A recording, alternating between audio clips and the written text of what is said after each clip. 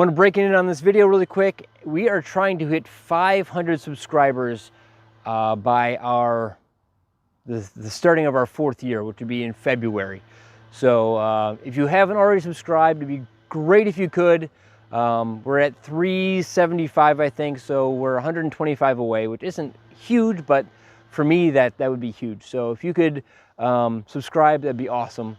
Now back to the video. Welcome back to 10-Foot Customs, and on this episode, we are not working on the front axle for Ruby. Still waiting on a couple parts to come in for that to finish that up. It's almost ready to be put back together. So I figured I got some other things I want to get done. There's a couple cosmetic items on Ruby that I want to do. Some safety, some cosmetic. I want to lower the body mounts on this. I think the body lift is too high. It's not terrible, but it just doesn't look right to me. A couple episodes ago, I bought some Nerf bars, and I want to put those on to help facilitate getting in and out of Ruby easier. So I'm going to work on that. The dash lights don't work when you turn the headlights on. So like in the morning going to work, in the evening coming home from work, now that the time's changed and it's getting into late fall, I don't have dash lights, so I can't see the speedometer. Really, that's the important one because nothing else works, but I can't see the speedometer. So it'd be nice to be able to have that light up. Could be something simple, could be something a little bit more. Don't know. We'll worry about that later when we get into that. But today we're going to put in a fold and tumble rear seat. I like fold and tumble rear seats. It gives you a little more space in the back. This one I found on Marketplace a couple weeks ago. The guy has had this, I think he said since the mid-90s, he's owned this Bestop Fold and Tumble rear seat. He never installed it. It's actually still in the plastic. All the hardware is there. It's actually an obsolete part number now. It's that old, but it's brand new. It's a brand new black Fold and Tumble, which is fine because eventually I'm going to put black seats in the front of Ruby, so it'll all match. So we're going to install this. We're going to take out the stock seats, the regular. It's actually blue. I don't know if it's a original Levi edition rear seat or not. Doesn't matter to me. But we're going to take this out and put this in, and then we'll have a fold and tumble. So yeah, until I get some other axle parts, we're going to be just doing odds and ends on Ruby till the weather gets to the point where I can't work out here anymore. So like I said, according to the guy, brand new. I haven't even had it out of the box yet, but you know, he had new tape on it, and there's all the hardware for it, bolts, nuts, washers, everything. So that all looks like there's never been a bolt through them. And then our seat. So yeah, this is going to be really nice to put in there. I'm gonna have Andrew come out, give me a hand getting that seat out, get the 4 bolts or 5 bolts out that are holding that seat in, and then we'll figure out where we're gonna place this one to have it fold properly against the front seats. I'm just looking back here. I think nylocks are going to be in order for the next one because we have our bolt, and we don't have a bolt. And I know I put one in there. And then I was over here, like, tight, not so tight, not in at all. So nylocks are going to be important on this one because of the vibration. I wonder if that's one of the rattles I've been hearing, though. It's because of that bolt being loose. So I think I have 2 more on the front. Let's take a look. Let's hope we have 2 more on the front. Oh, this seat doesn't fold.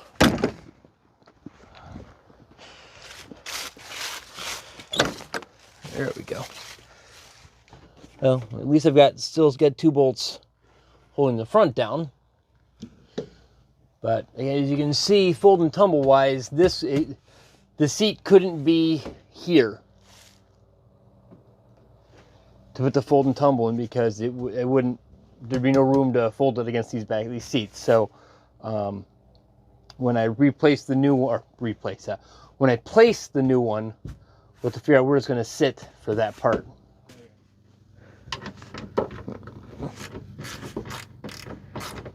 We need to help me get this seat out.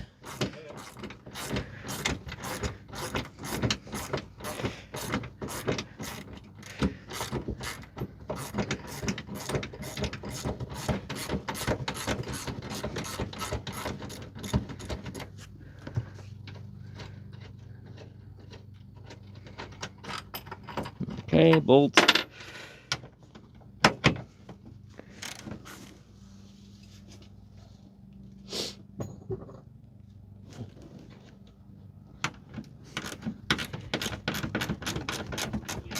What's that? Yeah, there we go. That's better.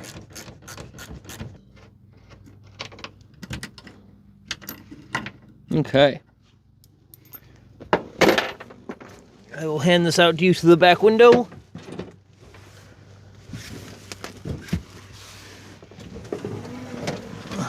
Careful of the paint. You said it. Rest for a second. Pick it up.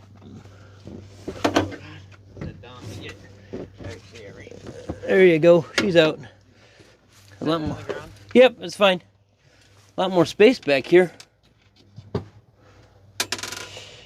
Okay, I'm gonna probably clean this up really quick because I cleaned everything else. Yeah. Might as well clean it while it's out. Yep. So what we were just saying is, to make the seat fit, the previous owner or someone notched the ribs on both sides right there as well, which means he's compromised the fiberglass, which allows water to get in. Again, luckily it's only on the inside, not a ton of water, but once you've compromised this fiberglass, it can cause problems. Instead of just putting spacers underneath it, eventually I'm going to have to go through this tub kind of like I did with Rusty's and, you know, do some repair. Actually, another thing I picked up from Marketplace last week, I picked up a new back door. These four-wheel drive hardware tubs, you could buy them with a tailgate.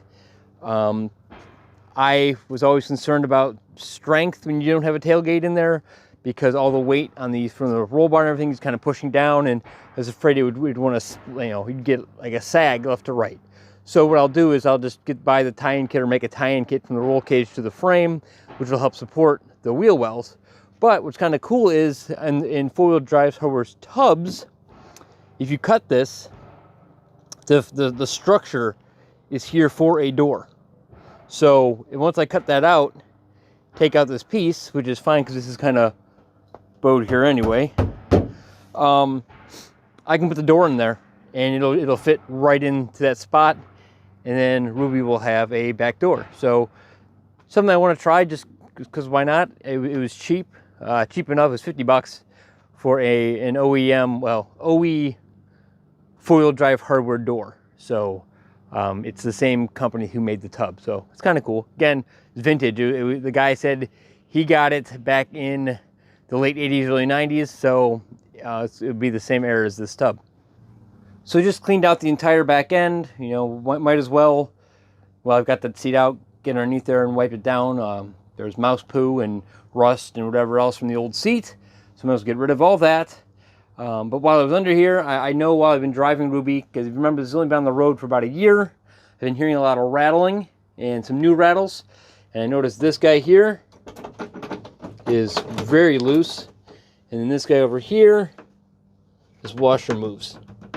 So there are not nylocks on these bolts, and so I will change that and put nylocks on them. It'll help keep them obviously together. And with the old seat in here, there's no way to really check and make sure that these two bolts are tight. But with the new fold and tumble, it won't be a problem because the seat will fold up out of the way and I can get to them. So I'm not going to worry about tightening those bolts down yet because, again, like I said, I do want to shorten the body mounts, so I'd have to just take them back out again, take them off again. So, but just be aware on a new build, even though those bolts were tight, you got to go through it and you got to make sure that you keep checking bolts, they stay tight. Again, if they require nylocks, put nylocks on, or if you want to use Loctite something, because again, in a Jeep like this, the vibration is crazy. So, but yeah, just be aware, hardware will get loose on new builds, even on old builds, but especially on new builds. So let's get the seat in here and we'll get it placed where we need it. This seat is much lighter than the other seat. I don't know if that's a good thing when you have your Jeep that doesn't weigh anything as it is, but okay.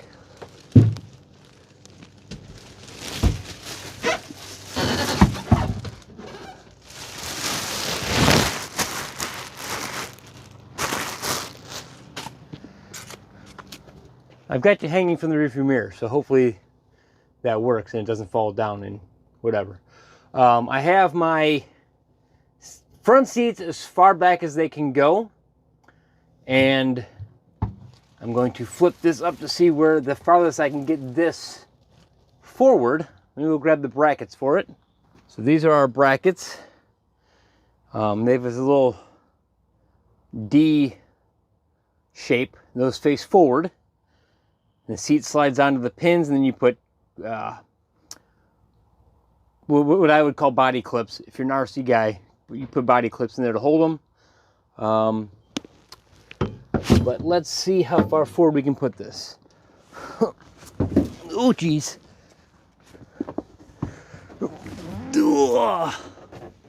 I made it. Okay. So, you know what? That's not going to help you. Being up there is not going to help you guys. This plastic is in my way. I'm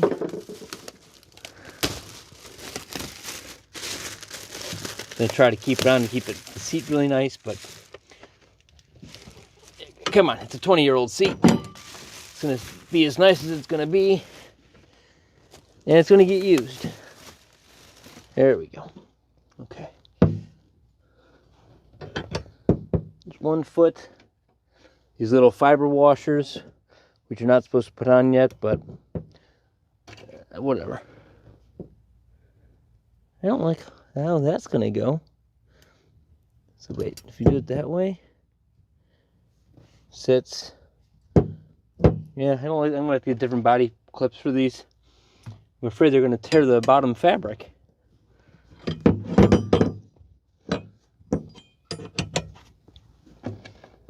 They're really long, and there's no need for them to be that long.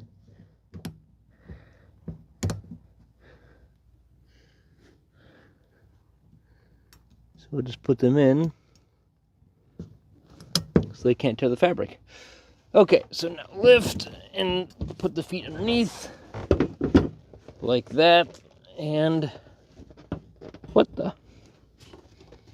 Well, that one doesn't fold as far forward. Are they different? I don't like that. This one's not touching, that one's touching too much.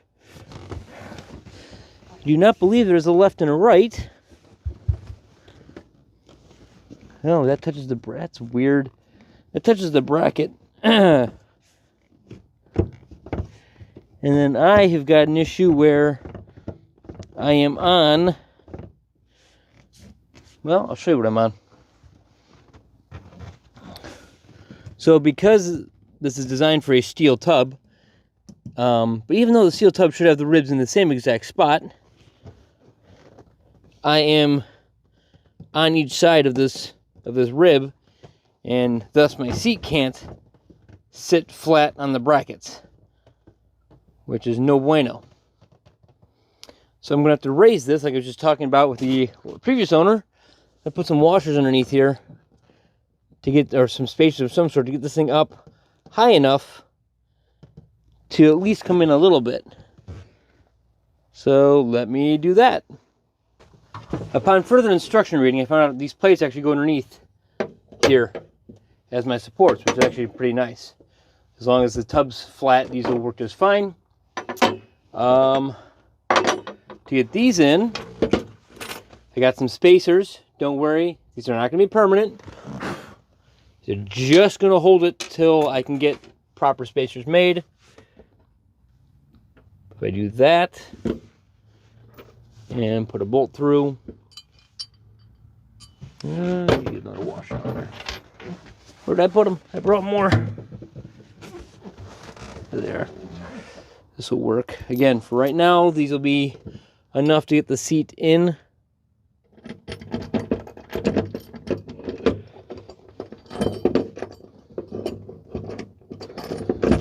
Maybe. There we go.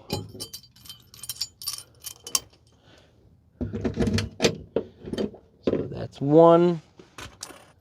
Then washer.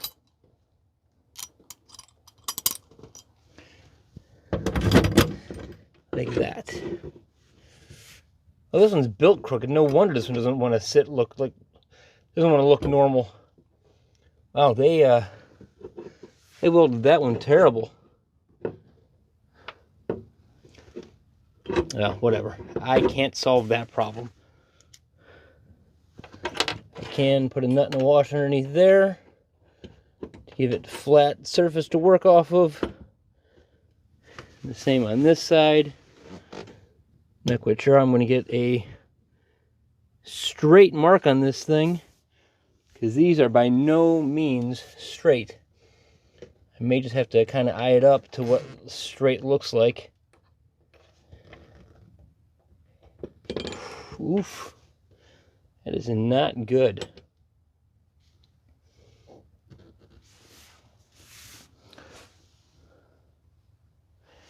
Wow.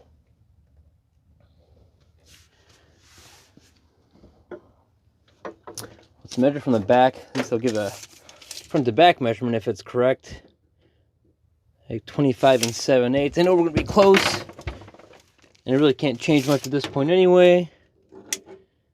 And we're about... Ooh, I can move that a lot.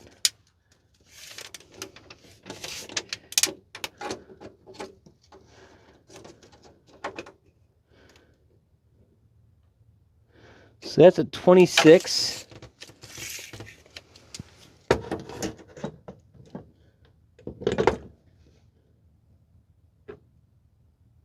that's at 26. Perfect.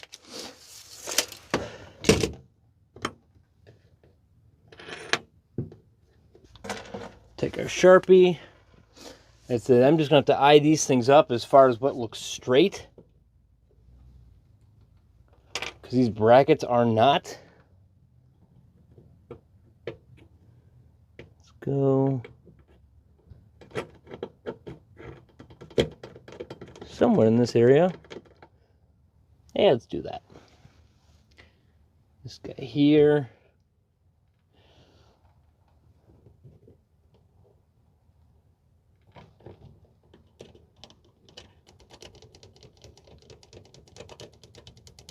Somewhere along those lines. Okay. And we'll drill that. I hate drilling holes in my fiberglass. No, this body's not so bad, but definitely in Rusty's. I hate drilling holes in it since I did all the repair on it.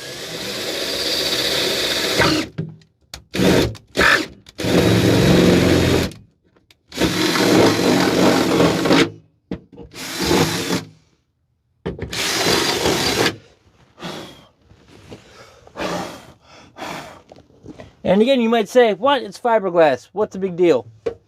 Well, there's a core in here. And if you watch any of my Rusty videos, I had to replace all the core. The core in this thing is balsa wood, which is normal boat building fiberglass technique. It's nothing like, oh my gosh, why balsa wood? It's lightweight. It's got decent crush resistance when you fiberglass it. But if water gets into it, it still does rot and mold. And if water gets into it and it freezes, it'll pop. So that's why I don't like drilling holes in it. But it is what it is at this point. You don't have that much unless you put the lock nut backward. Yeah, I wouldn't do that. Yeah, that's fine. Okay. Probably an 1/8 inch on the back ones and maybe a 1/4 inch. Yeah, okay, so I just get slightly longer bolts. Not a big deal. Okay, thank you. Yep.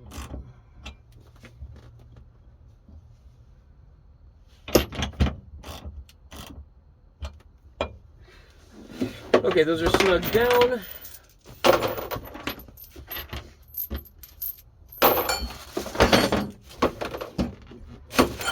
All this stuff out of the seat lined up and make sure it's square, and then we'll work the back section. Okay, the seat is squared up. I have the same amount of space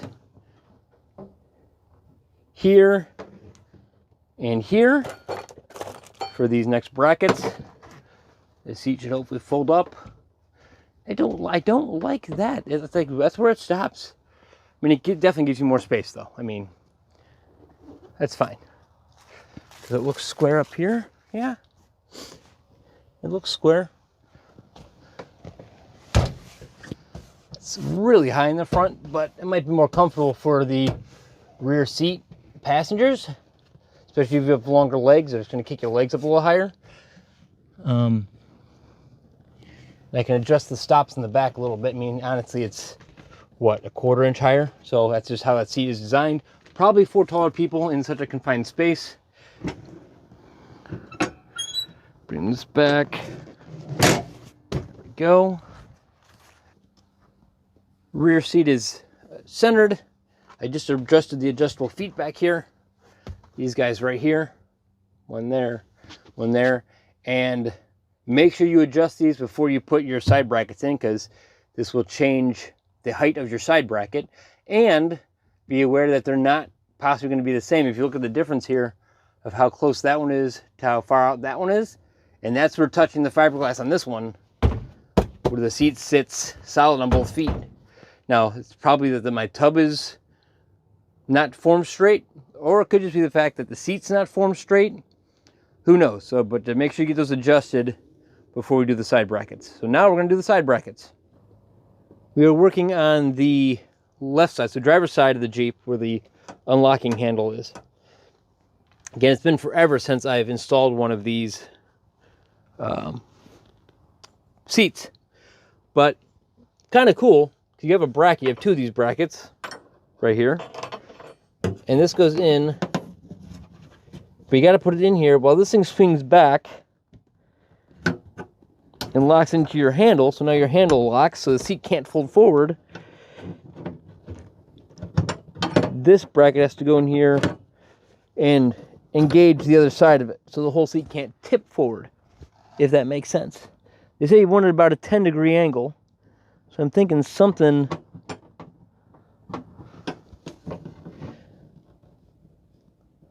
probably like that would be acceptable. Where's our Sharpie?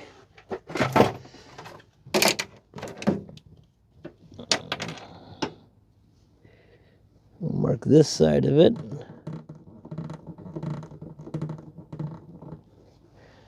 And then hopefully unlock it using our head.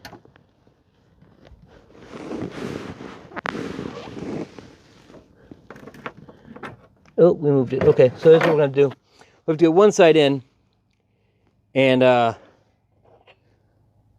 once one side's in, then we'll drill the other side. That's just going to be the easiest way of doing this with one person. So let me do the other side, and then we'll drill the bottom holes, and then we'll put these. You actually use the same plate. They kind of did something cool. I'll show you here.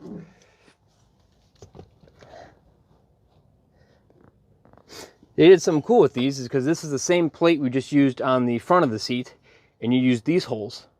Well, this one you use the center holes, and you get the same plate. They can use the same plate for the same setup, which is kind of cool. So these are going to go outside in the fender well. But let me mark this side, and we'll be good.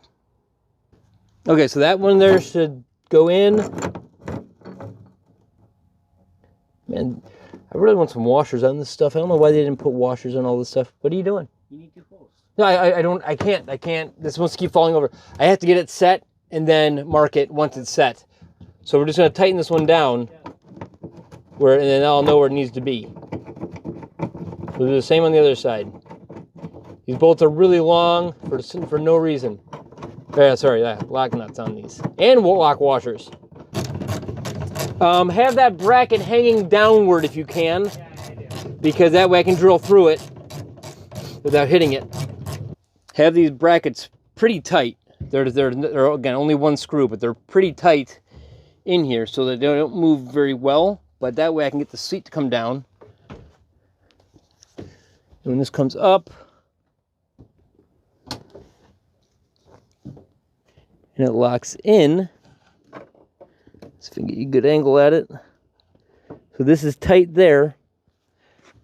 I can now swing this into a position to where that's going to stay on both sides, just like that. Now, as long as it doesn't move, like that,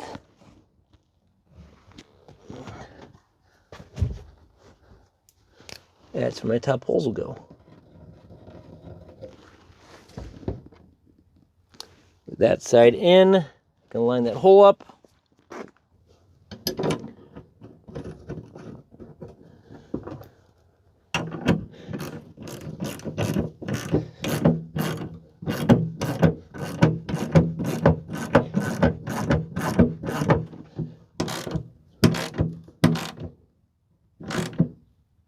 Tight. I'm going to have to get a bigger plate for behind there as well.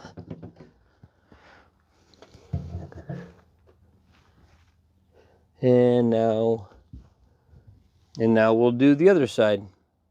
So we have both brackets installed. Got a little bit of fiberglass to clean up, but this should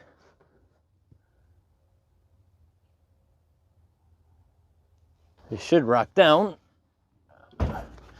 and lock into position, which it does. And it's tight. There's no jiggling, which is really good. One thing that I'm going to want to do is, well, a couple things I got to do. One, I'm going to get plates for underneath there. I'll just measure what this is and get square plate made up for underneath there, so it fits. Maybe I'll chamfer it to fit the edge. Maybe I won't. Really doesn't matter. As long as it's a square plate about the size of the foot, it'll be fine. Those washers are not gonna. Those nuts aren't gonna cut it. They'll eventually cut through the floor. And then where these go through the side, it's fine. But again, it's one layer of fiberglass, so it's kind of, it moves a little bit, which is not great. This angle is more angled than this one.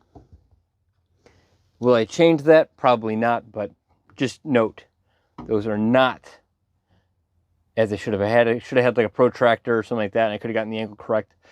It's fine. It locks in. You know, it's fine. Maybe. But anyway, so yeah, that's it. The seat's in. Let's sit in it. Let's see how it feels to sit in, because it is kicked up a little bit. It's actually, for people with longer legs, it's actually probably better.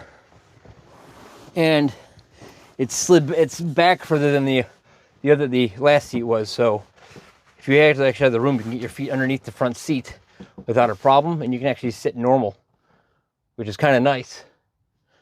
That's not bad at all. I think that was a worthwhile upgrade. I'll get some polish on it. It's got a lot of dust on it, but that's nice. I like it. And once I get the black seats up front, it'll look like it matches then. So expect more, hopefully short episodes like this. Like I said, I got to do some wiring up front. I possibly might put Rusty's hardtop on Ruby for the wintertime.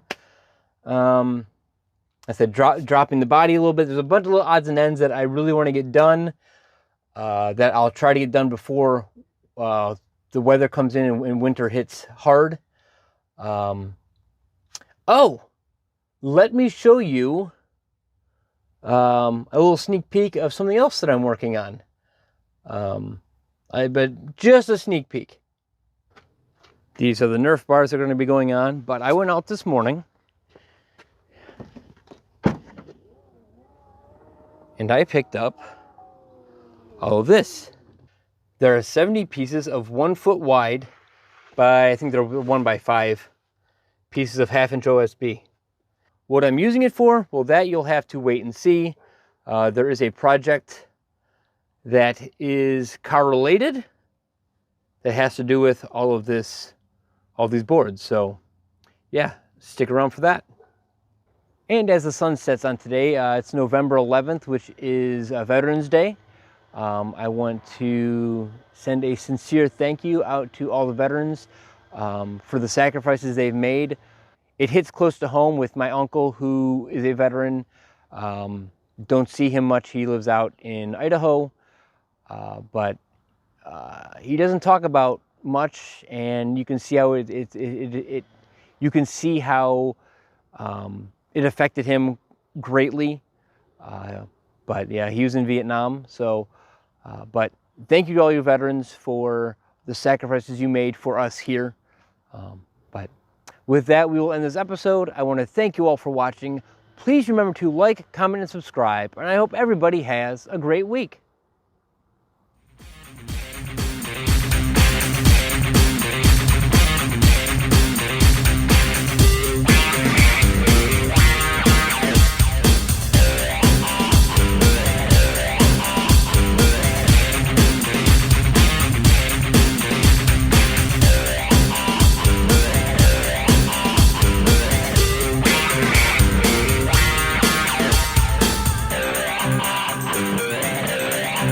Yeah.